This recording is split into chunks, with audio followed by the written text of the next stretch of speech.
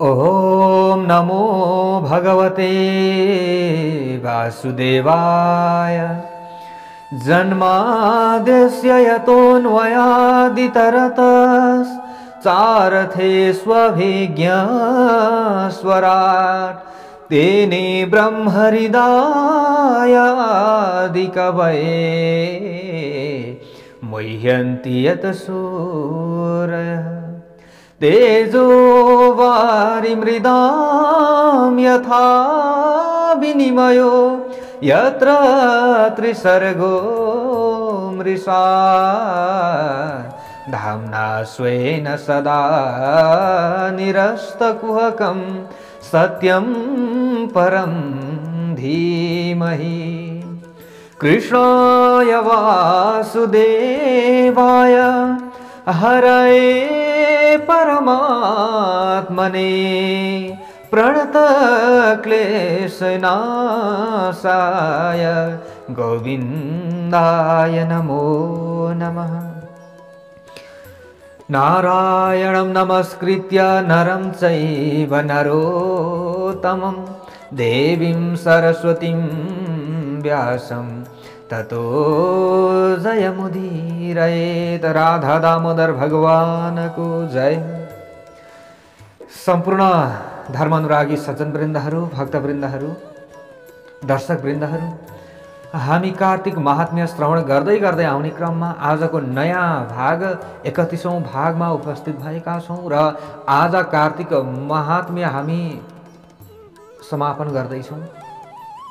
विशेष जुन पद्म पुराणबाट उद्धृत गरिएको कार्तिक महात्म्य थियो यो हामीले एक अध्याय गरेर हजुरहरू समक्षमा पुरा राखेका छौँ र कहीँ लामो अध्याय भएका बेलामा हजुरहरूलाई हामीले दुई भागमा चाहिँ बाँडेर पुरा हजुरहरूलाई श्रवण गराउने प्रयास गरेका छौँ र हजुरहरूले जहाँ जहाँबाट जुन ठाउँबाट जुन देशबाट कार्तिक महात्म्य श्रवण गरेर लाभ उठाउनु भएको छ हजुरहरू सम्पूर्ण अत्यन्त धन्य हुनुहुन्छ र हजुरहरूले जुन यो आस्था राख्नु भएको छ, श्रद्धा राख्नु भएको छ र हजुरहरूमा जुन भक्ति रहेको छ र हजुरहरूभित्र जो भगवानले निवास गर्नु भएको छ, जो भगवानले हजुरहरूको हृदयमा निवास गरेर नित्य निरन्तर भगवानका गुणानुवाद आदि श्रवण गर्नका लागि प्रेरित गरिराख्नु भएको छ र यो जीवन सुधार गर्नका लागि उहाँको कृपा मिलिरहेको छ।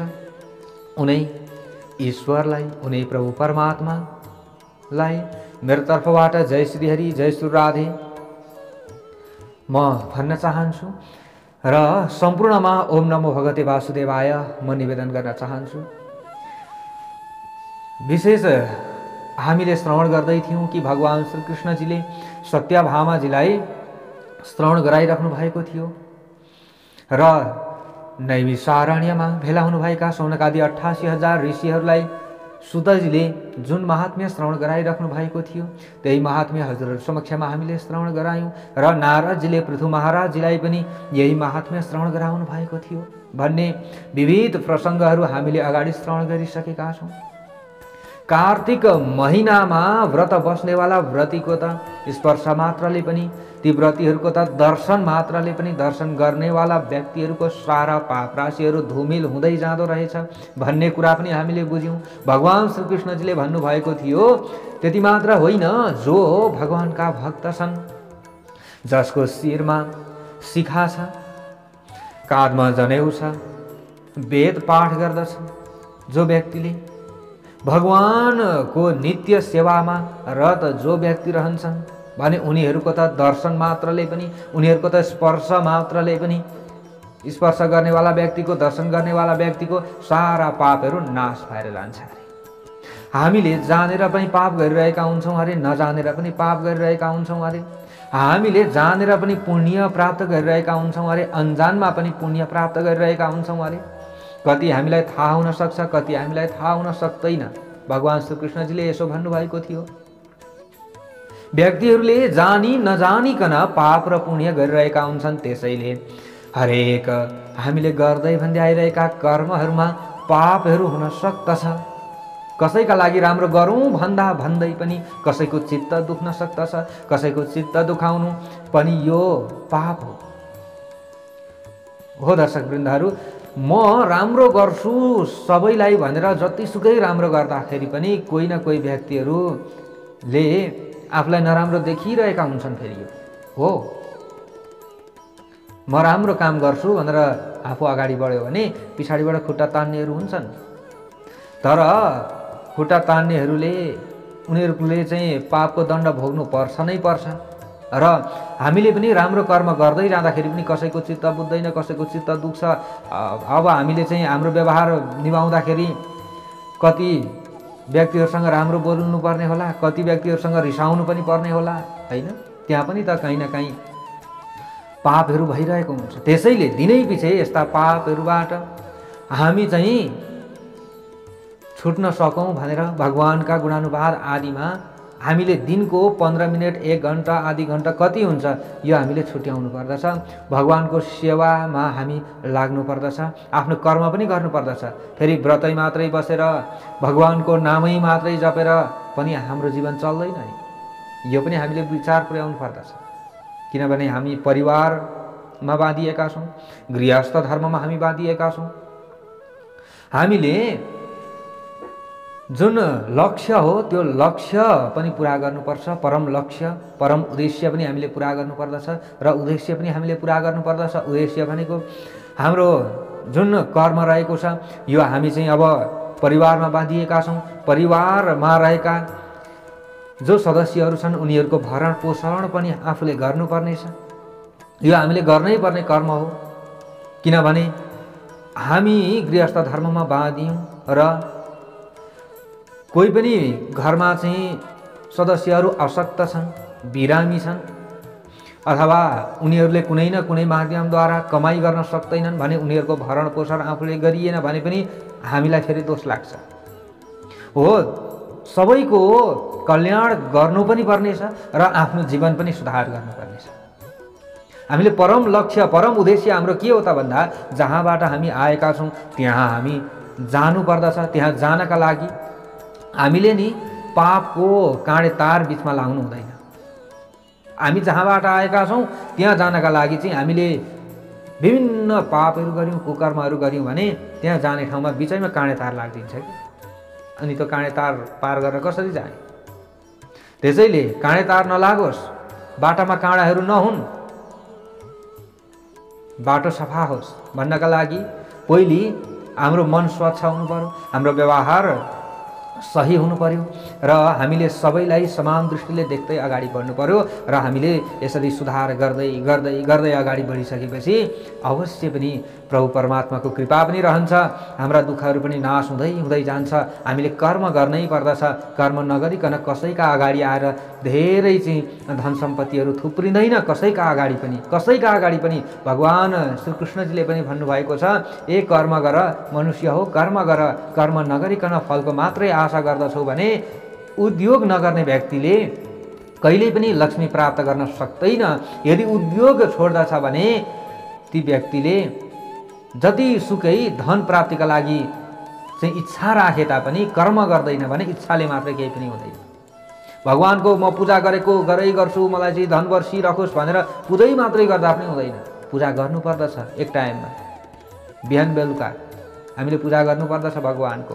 घरमा हामीले साँझ बत्ती बाल्नु पर्दछ, तुलसाको मठमा साँझ बत्ती बाल्नु पर्दछ, बेलुकाको समयमा यसो बत्ती बाल्नु पर्दछ। कहिले पर्व आउँछ, कहिले के आउँछ, त्यो समयमा अवश्य पनि भगवानप्रति हामी समर्पित बन्नै पर्दछ र विभिन्न भगवानका गुणानुवाद आदिलाई श्रवण गर्नु पर्दछ। यो हो, यो हामीले गर्नै पर्ने कर्म हो। तर यही मात्रै हामीले लागेर पनि हुँदैन। यसको मतलब अब मैले हिजो भनेको थिएँ नि, जस्तै कार्तिक महिना आयो, माघ महिना आयो, वैशाख महिना आयो, व्रत बस। व्रत त आफ्नो शरीरले भ्यायो भने, समय छ हामीसँग भने हामीले बस्न सक्छौँ, होइन र? बस्न सक्छौँ। तर व्रत मात्रै बसेर पनि हामी चाहिँ कहीँ श्रम गर्न जानु छ भने व्रत बस्यो आज गएर त्यहाँ चाहिँ काम गर्न गइयो भने त्यही रिङ्गटा चलेर लडिएला, अनि त्यतिखेर के हुन्छ? हो, यो सबै कुरालाई विचार पुर्याएर हामीले व्रत बस्नु पर्दछ। भगवानले भन्नुहुन्छ कि यदि कसैलाई दान गर्दछौ भने पनि आफ्नो सबै जीविका सकेर दान नगर, जीविका सकेर तिमीले दान गर्दछौ भने तिमीले जति दुःख अरू कसैले पनि पाउँदैन। आफ्नो शरीरलाई सकेर तिमीले धर्म नगर, शरीरको रक्षा गर पहिली, शरीरलाई तन्दुरुस्त बनाऊ पहिली, अनि तिमीले धर्म गर न, तिम्रो कल्याण हुन्छ। अनि तिमीले कर्म गर न, अनि तिमीले पुरुषार्थ चाहिँ गरेर अगाडि बढ न, उद्योग गर न। त्यस पछाडि लक्ष्मीजीको पछाडि दौडिनु पर्दैन, लक्ष्मीजी तपाईँहरूको पछि पछि लाग्नुहुन्छ। लक्ष्मीजीका हामी पछाडि लाग्न थालियो यसको मतलब फेरि भगवती लक्ष्मीजीलाई पूजै नगर्नु भन्नेतिर होइन नि। फेरि यतापट्टि गलत अर्थ नलागोस् कि लक्ष्मी भन्छौँ नि हामी पैसालाई लक्ष्मी भन्छौँ नि, होइन हो। पैसाको पछाडि मात्रै हामी लाग्ने होइन, पैसा चाहिँ हाम्रो पछि लागोस् कि हो। यस्तो कर्म हामीले गर्नु, हामीले यसरी बुझ्नु पर्दछ। धेरै कुराहरू धेरै हामीले यसरी बुझ्दै अगाडि बढियो भने हामीलाई राम्रो हुन्छ। र यहाँनिर भगवान् श्री कृष्णजीले यो सबै कुराहरू दर्शाउनु भएको थियो। हो दर्शक एवं भक्तवृन्दहरू, र हामीले सत व्यक्तिहरू साधु सन्त आदिको दर्शन गर्नुपर्दछ, स्पर्श गर्नुपर्दछ, र बर पिपल आदिको स्पर्श गर्नुपर्दछ। तर जहिले तहिले पिपलको स्पर्श गरिँदैन, शनिबार मात्र पिपलको स्पर्श गर्नु धेरै हाम्रा लागि कल्याणदायक हुन्छ भनेर यसरी सुतजीले पनि नैमिषारण्यमा भेला हुनुभएका सौनकादि 88,000 ऋषिहरूलाई भन्दै हुनुहुन्थ्यो।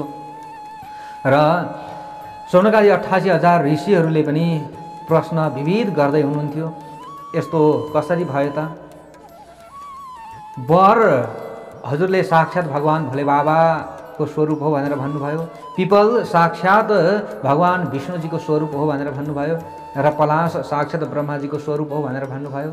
यिनीहरूको दर्शनले मात्र पनि व्यक्तिहरूको सारा पाप राशिहरू धुमिल भएर जान्छ, नाश भएर जान्छ भनेर हजुरले भन्नुभयो। यो त आश्चर्यको कुरा भयो, यो कसरी हुन सक्छ भनेर भनिसकेपछि अगाडि गएर सुताजीले भन्नुभएको थियो कि जब पार्वतीजीको श्राप सम्पूर्ण देवताहरूलाई पर्यो त्यो समयमा यो श्रापको भागी भगवान् श्रीहरि विष्णु पनि बन्नु पर्यो, भगवान् भोले बाबा पनि बन्नु पर्यो, ब्रह्माजीले पनि यसको भाग लिनु पर्यो। त्यसै कारणले गर्दाखेरि जो भगवान् भोले बाबा हुनुहुन्थ्यो उहाँ नै वर बनेर आउनुभयो, र भगवान् विष्णुजी साक्षात पिपल बनेर आउनुभयो, र पलाश बनेर ब्रह्माजी आउनुभयो। यसरी उहाँले भन्दै हुनुहुन्थ्यो, हामीले यो श्रवण गर्दै थियौँ। र कार्तिक महिनामा व्रत बस्ने व्यक्तिहरूको उद्धार भएका विभिन्न प्रसङ्गहरू पनि हामीले अगाडि श्रवण गरिसकेका छौँ। यो सबै कुराहरू हजुरहरूले नछुटाई श्रवण गर्नुभएको छ भने बुझिसक्नु भएको छ सबै कुरा। र अगाडि गएर अब सौनकादि 88,000 ऋषिहरूले सुतजीसँग प्रश्न गर्दैछन्। अस्पृश्य त्वं कथं यातः सुत बोधितरुस्त्वयं स्पृश्य त्वं हि कथं यातस्तथायं शनिवासरे। सौनकादि 88,000 ऋषिहरूले सुताजीसँग प्रश्न गर्नुभयो, हे सुताजी, हजुरले भन्नुभयो पिपलको जो वृक्ष रहेको छ यो वृक्षको स्पर्श, वृक्षको पूजन शनिबार बाहेक अरू दिनमा चाहिँ हामीले गर्नु हुँदैन, शनिबारको दिनमा मात्रै पिपलको स्पर्श गर्नुपर्दछ भनेर हजुरले भन्नुभयो। किन यस्तो भयो?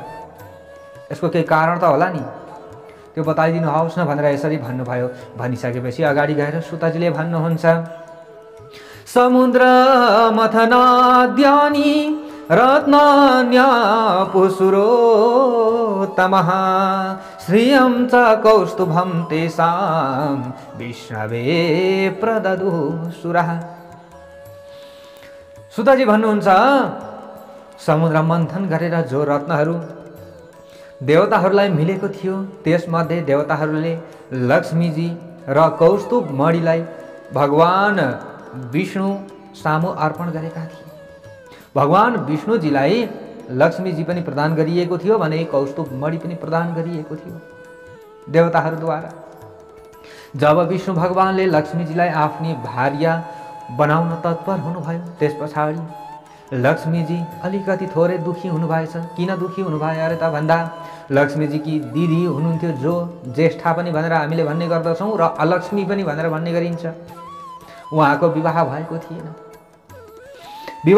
थिएन, र अब भगवान् श्रीहरि विष्णुसँग लक्ष्मीजीको विवाह हुने बेलामा लक्ष्मीजीले श्रीहरि विष्णुजीलाई भन्नुभएछ। के भन्नुभयो त? असंस्कृत्य कथं ज्येष्ठां कनिष्ठां परिणीयते तस्मान् ममाग्रजामेतामलक्ष्मीं मधुसूदन। लक्ष्मीजीले भन्नुभयो भगवान श्री हरि विष्णुजीसँग, हे मधुसूदन, जो मेरी जेठी दिदी हुनुहुन्छ, मभन्दा अग्रज हुनुहुन्छ, उहाँको नाम अलक्ष्मी हो।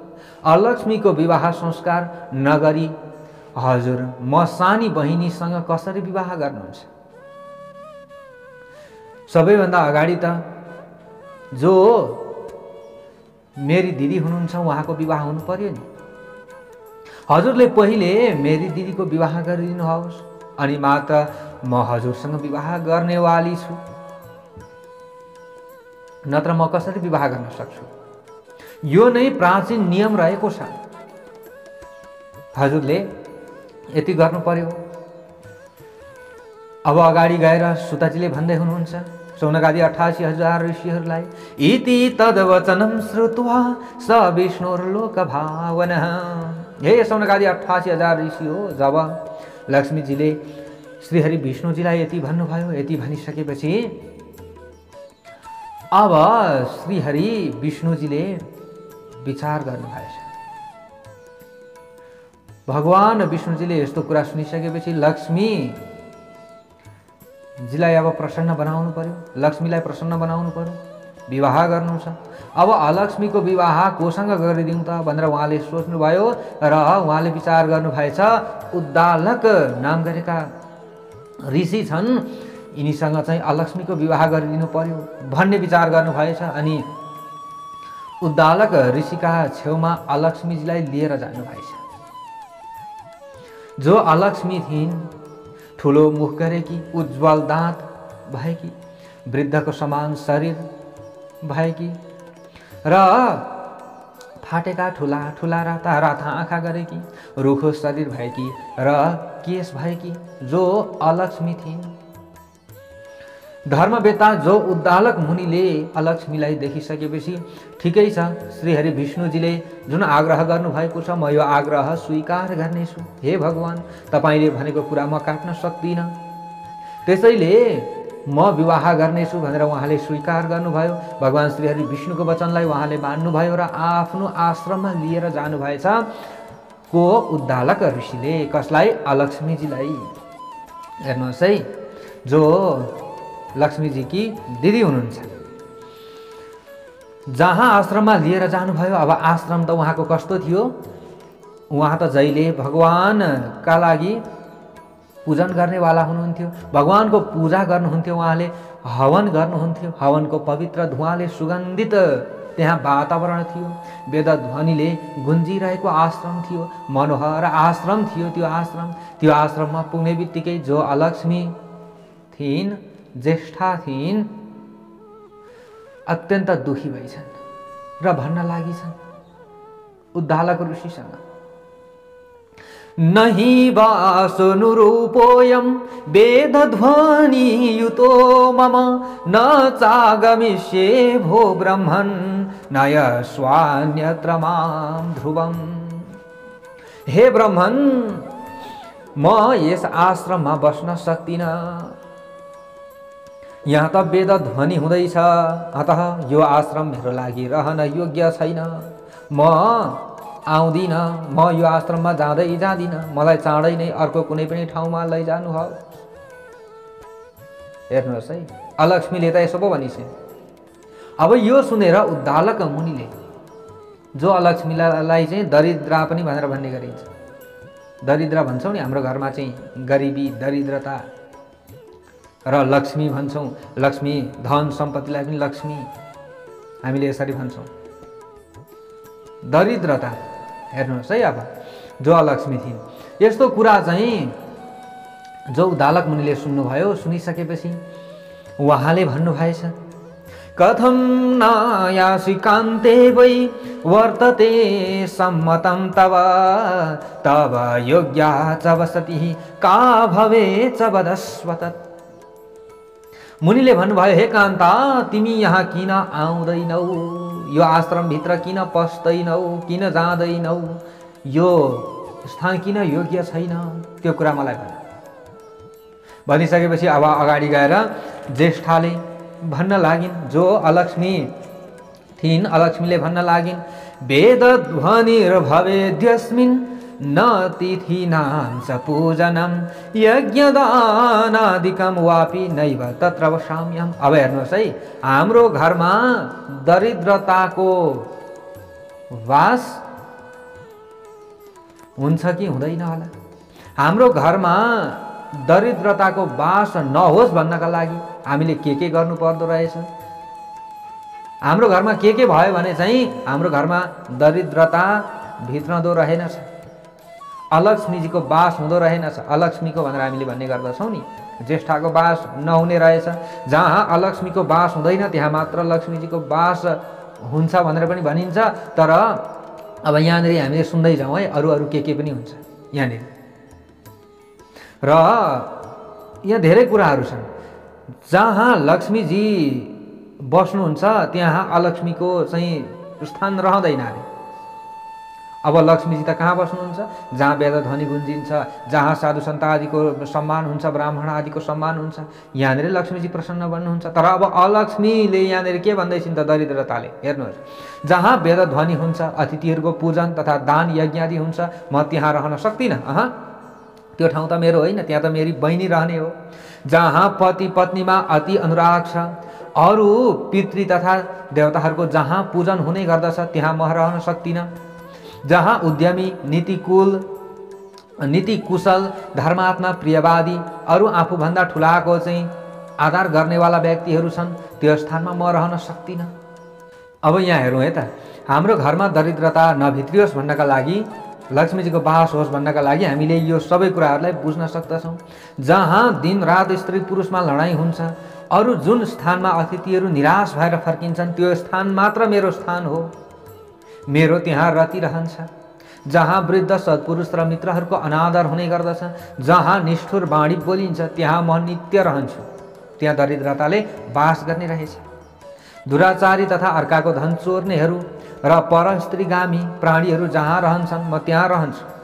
जहाँ रात दिन गोवध मद्यपान हुन्छ, अरू ब्रह्म हत्यादि पापहरू हुने गर्दछ, म त्यहाँ प्रसन्न हुन्छु। सुतजी भन्नुहुन्छ अब अगाडि गएर, इति तद्वचनं श्रुत्वा भीषण वदनो भव। यस्तो प्रकारको वाणीलाई सुनेर उद्दालक मुनिको मुख मलिन भयो। उद्दालक मुनिले अरू केही पनि नभनिकन एकछिन चुप लाग्नु भएछ। त्यस पछाडि फेरि भन्न लाग्नु भएछ, अश्वत्थ वृक्षमूलेस्मिन् न लक्ष्मी त्वं स्थिरा भव आवासस्थानवालोक्य यावच्चायाम्यहं पुनः। उद्दालक मुनिले भन्नुभएछ, हे देवी, अब म जबसम्म तिम्रो लागि बस्ने योग्य स्थान भेट्दिनँ म खोज्न जान्छु। अब तिमी बस्ने स्थान खोज्न जान्छु। जबसम्म म त्यो स्थान भेट्दिनँ तबसम्म तिमी यो पिपलको फेदमा बस्नु।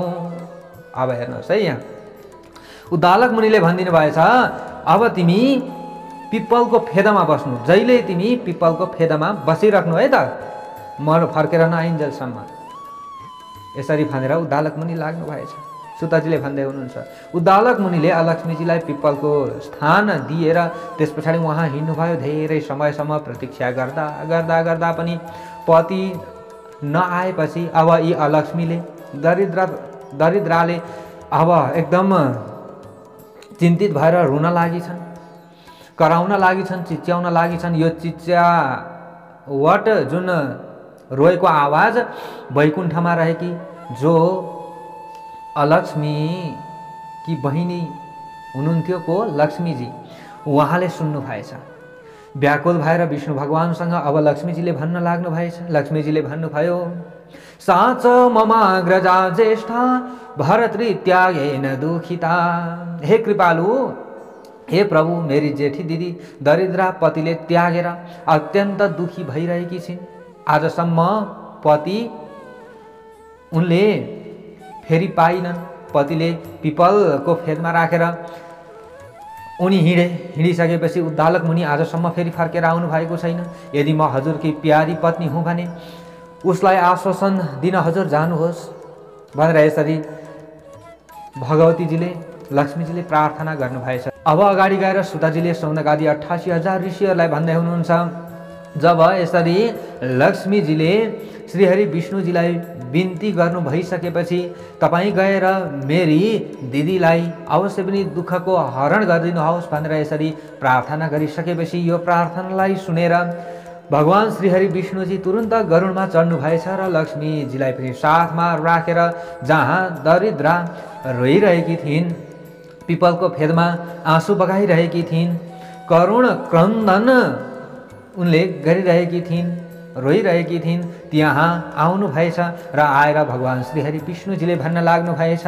अश्वत्थ मूलमाश्रित्य सदा लक्ष्मी स्थिरा भव। हे लक्ष्मी, यसै पिपलको फेदमा तिमी सर्वदाका लागि अब स्थिर भएर निवास गर। तिम्रा पति फेरि फर्किएर आएनन् त अब किन चिन्ता लिन्छौ? अब तिम्रो स्थान यही पिपलको फेद हुनेछ, किनकि मेरो अंशबाटै पिपलको उत्पत्ति भएको हो। मैले तिमीलाई निवास गर्ने स्थान दिएँ। तिमी जहाँ वेद ध्वनि गुन्जिन्छ, जहाँ सत्कर्म हुन्छ, त्यहाँ त तिमी रहन सक्दैनौ। त्यसैले अब तिम्रो रहने स्थान यहीँ हो, तिमीले चिन्ता नगर। जो गृहस्थीहरूले प्रतिवर्ष तिम्रो पूजा गर्दछन् भने तिनीहरूको घरमा सदैव तिम्री बहिनी लक्ष्मी स्थिर भएर रहनेछिन्, यसमा कुनै पनि संशय छैन। हेर्नुहोस्, पिपलको पूजा गर्ने व्यक्तिहरूको घरमा लक्ष्मी माता स्थिर भएर बस्नुहुन्छ अरे। पिपलको फेदमा पूजा गरिसकेपछि त्यहाँ अलक्ष्मीको पनि पूजा हुन्छ अरे। भगवान श्री हरि विष्णुजीले भन्नुभयो, जो स्त्रीहरूले, जो पुरुषहरूले विभिन्न उपहार आदिले, उपचार आदिले, पुष्प धूप गन्ध आदिद्वारा तिम्रो पूजा गर्दछन्, पिपलको फेदमा पूजा गर्दछन् भने लक्ष्मी प्रसन्न रहनेछिन् र उनीहरूका सारा दुःख कष्टहरू हरण भएर जानेछ। तिमीले अब चिन्ता नगर भनेर यसरी भगवानले वरदान दिनुभएछ, आश्वासन दिनुभएछ र आफ्नो धामतिर जानुभयो। र शनिदेवको पनि कृपा यसरी पिपलमा परेका कारणले गर्दा शनिबार चाहिँ पिपलको स्पर्शको धेरै ठुलो महत्त्व रहेको छ। पिपलको पूजनको महत्त्व धेरै ठुलो रहेको छ। अन्य समयमा चाहिँ हामीले पिपलको स्पर्श गर्नु हुँदैन अरे। अब कुनै कुनै यस्ता पर्वहरू हुन्छन्, ती पर्वहरूमा चाहिँ हामीले विशेष कहिलेकाहीँ चाहिँ यस्तो संयोग पनि पर्छ, त्यस्तो समयमा चाहिँ हामीले पिपलको चाहिँ पूजन पनि गर्न सक्दछौँ। हो त्यस्तो पर्दाखेरि हजुरहरूलाई हामीले बिचबिचमा जानकारी पनि गराउँछौँ।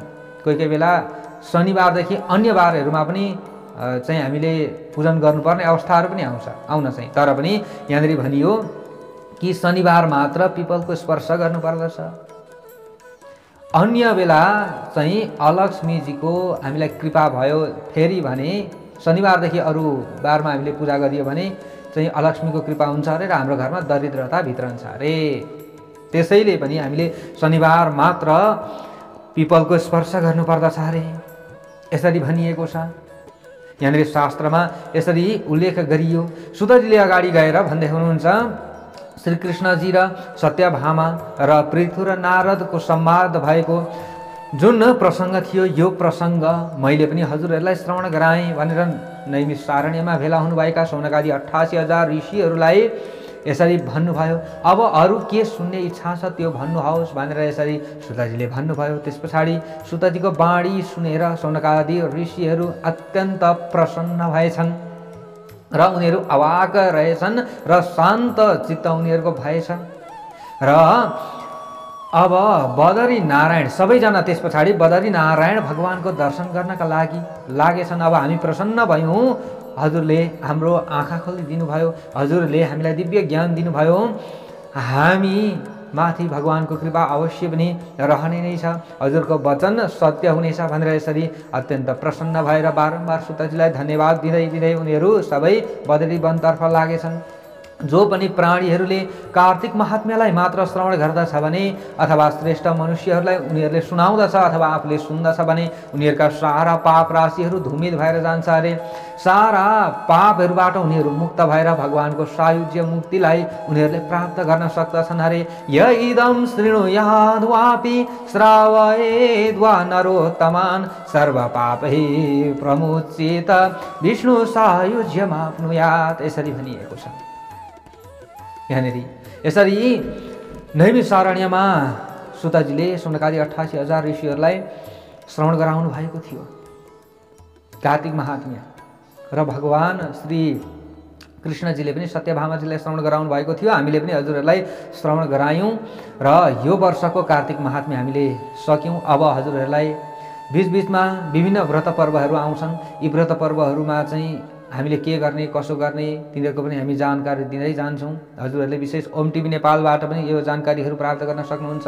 यसै च्यानलबाट पनि प्राप्त गर्न सक्नुहुन्छ। एकादशीका महात्म्यहरू हजुरहरू समक्षमा रहनेछ। विभिन्न केही न केही प्रसङ्गहरू हजुरहरू समक्षमा हामीले राख्नेछौँ। हजुरहरूले श्रवण गर्न जरुर पाउनुहुनेछ। कहिलेकाहीँ नभ्याउँदाखेरि हामीले भिडियो राख्न नपाउला, तर यदि भ्याइयो भने हजुरका समक्षमा केही न केही भगवानका गुणानुवादहरू हामी गाउने नै छौँ। हरेक हजुरहरूले भिडियोहरू नछुटाइकन हेर्नुभयो भने अवश्य पनि हामीलाई चाहिँ ज्ञान बढ्नेवाला नै। हामी केही न केही हामीसँग जे ज्ञान छ त्यो हजुरहरूलाई हामी प्रदान गर्दै जानेछौँ। अवश्य पनि हजुरहरूले धर्ममार्ग च्यानललाई माया गर्नुभएको छ, साथ दिनुभएको छ। अझै हजुरहरूले साथ दिनुहुनेछ भन्ने हामीले आशा राखेका छौँ। र ओम टिभी नेपालबाट पनि हजुरहरूले समसामयिक विभिन्न कुराहरू, ज्योतिष वास्तुसँग सम्बन्धित विभिन्न कुराहरू, जानकारीहरू त्यहाँबाट प्राप्त गर्न सक्नुहुन्छ। विशेष हजुरहरूले त्यो च्यानल पनि गएर सब्सक्राइब गरेर राख्न सक्नुहुन्छ र सब्सक्राइब गरेर अलको बटनमा पनि हजुरहरूले थिचिराख्न सक्नुहुन्छ। किनकि हरेक चाडपर्वहरू जस्तै अब हामीले चाहिँ हरिवर्धनी एकादशी आउँदैछ। हरिवर्धनी एकादशीमा पनि हामीले चाहिँ भगवानका गुणानुवादहरू गाउँछौँ। र विशेष हजुरहरूले अब उद्यापन गर्न चाहनुहुन्छ भने अस्ति पनि मैले भनेको थिएँ, जस्तै त्रयोदशी र चतुर्दशीका दिनमा उद्यापन गर्न सकिन्छ। 28 नोभेम्बर र 29 नोभेम्बरका दिनमा हामीले उद्यापन गर्न सक्दछौँ कार्तिक व्रत हजुरहरूले लिनुभएको छ भने। यो कुरा हो। र उद्यापन गर्न नसक्दाखेरि पनि हामीले के गर्न सक्ने रहेछौँ भन्ने जानकारी अगाडिको भिडियोमा हामीले दिइसकेका छौँ। त्यहाँ पनि हजुरहरूले हेर्नुभएको छैन भने अवश्य हेर्नुहोला। र अब हजुरहरूले सुनेर साथ दिनुभयो, हजुरहरूलाई मुरी धन्यवाद। भगवानको कृपा रहोस् र भगवानले सबैको रक्षा गर्नुहोस्, यही कामना हामी गर्दछौँ। र फेरि हामी अब माघमा भयो, वैशाखमा भयो, महात्म्यहरू अवश्य पनि ल्याउनेछौँ र विविध केही न केही जानकारीहरू हजुरहरू समक्षमा हामी राख्ने नै छौँ भन्दै अब बिदा दिनुहोस्। कार्तिक महात्म्य पनि आजदेखि हजुरहरू समक्षमा हामीले पूर्ण गऱ्यौँ, समाप्त गऱ्यौँ। यो वर्षको महात्म्य हामीले सकेका छौँ, कार्तिक महात्म्य। जय जय श्री पद्मपुराणे श्रीकृष्ण सत्या संवादे कार्तिक महात्म्य 39 कार्तिक महात्म्यम सम्पूर्णम्।